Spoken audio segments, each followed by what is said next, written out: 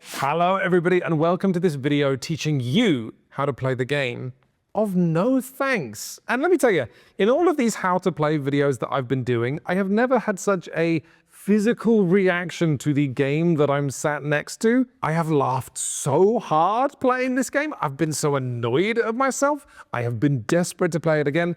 And best of all, this game is so simple. Here's how it works.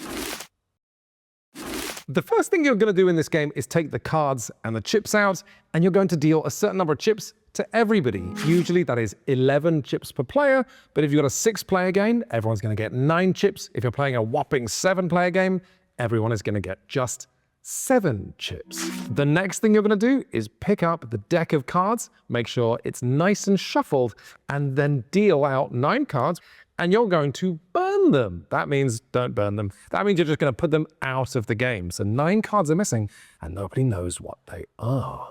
To finish setup, everyone is going to take their 11 chips and hide them, where they're going to become increasingly clammy as you all start panicking during this game. You're going to take this deck in the middle of the table. You're going to reveal the first number. You're going to get rid of any spare chips you have left over, and then you're good to go. So the game of no thanks is very simple. Your objective in this game is to have the lowest score possible. There's just one problem. Everybody starts with 0 points, and you're only going to be getting more of them as the game goes on.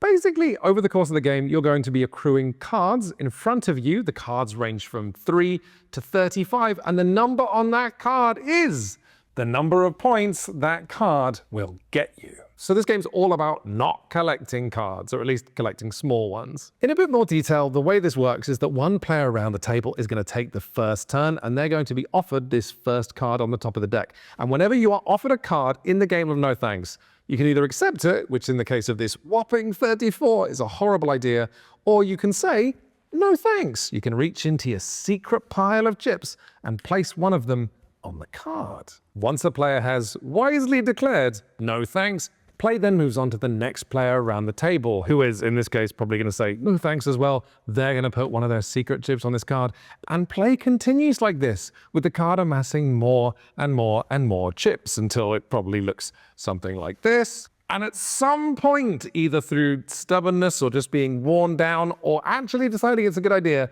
this card is going to come to a player around the table, and then they are eventually going to take it.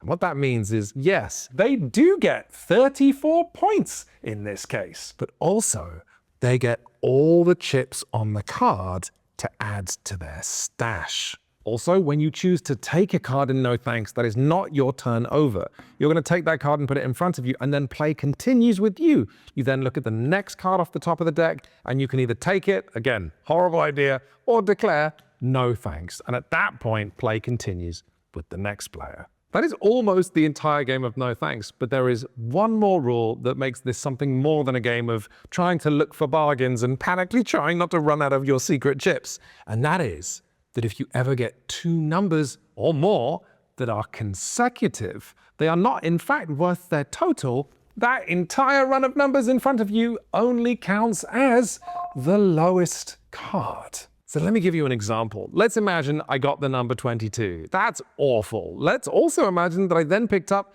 the number 24. Disgraceful, embarrassing. Your friends are laughing at you. But then, who's laughing now if you pick up the number 23 as well? Because now, this isn't worth 70 whatever points. Suddenly, with the power of rules, it becomes worth just 22 points. And that is the game of no thanks. Play just flows around the table with players going, no, absolutely not. No, never, I'm not taking that. Until eventually someone goes, fine, I'll accept a 34. Finally, someone will accept the very last card of the deck, performing the unbelievable feat of divvying up the entire deck in a game where no one wants to take even a single card.